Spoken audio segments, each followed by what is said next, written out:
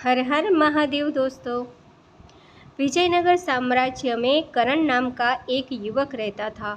वह बहुत बुद्धिमान था, लेकिन उसकी एक बुरी आदत थी, हर काम को टालना। जब उसकी माँ कहती बेटा खेत में जाकर पिता की मदद कर लो, तो वो कहता अभी नहीं माँ, थोड़ी देर बाद। गुरुजी पढ़ाई करने को कहते तो वो जवाब देता कल से मन लगा कर पढ़ूंगा। धीरे धीरे उसकी यह आदत इतनी बढ़ गई कि कोई भी काम समय पर पूरा नहीं होता था।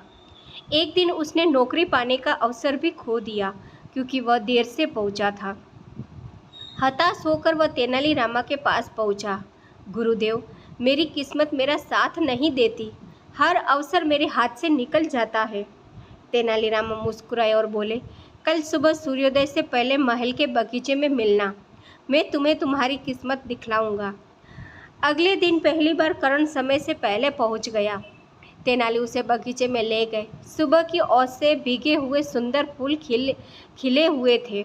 कुछ ही देर बाद सूरज की किरणें तेज हुई और ओस की बूंदें धीरे धीरे गायब होने लगी। तेनाली ने पूछा, करण, अभी जो चमकती हुई बूंदें थी वे कहाँ चली गई? करण बोला, सूरज निकलते ही सूख गई।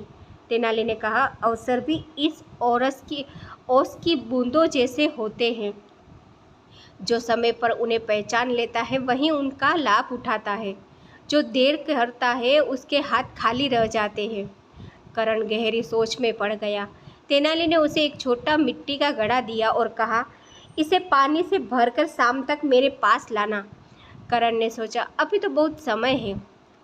वह दोस्तों के साथ घूमने लगा। दोपहर को आराम किया। शाम होने लगी तो उसे घड़े की याद आई। वह नदी की ओर भागा, लेकिन तब तक नदी का जलस्तर बहुत कम हो चुका था। घड़ा भरने में बहुत कठिनाई हुई। किसी तरह वह घड़ा लेकर पहुंचा।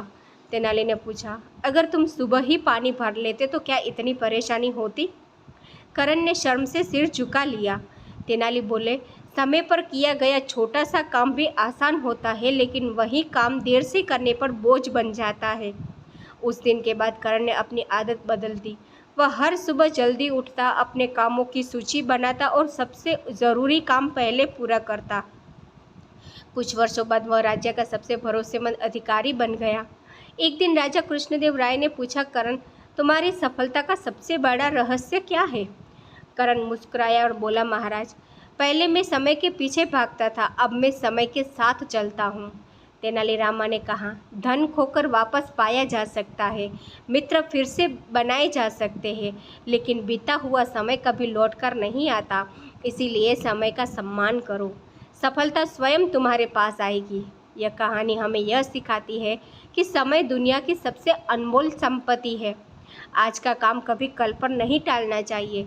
जो समय का सम्मान करता है, समय भी उसी का सम्मान करता है। सफलता उन्हीं को मिलती है जो सही समय पर सही निर्णय लेते हैं। तो दोस्तों, कहानी कैसी लगी कमेंट करके ज़रूर बताएं और हमारे चैनल को लाइक सब्सक्राइब करना ना भूलें। Thank you for watching.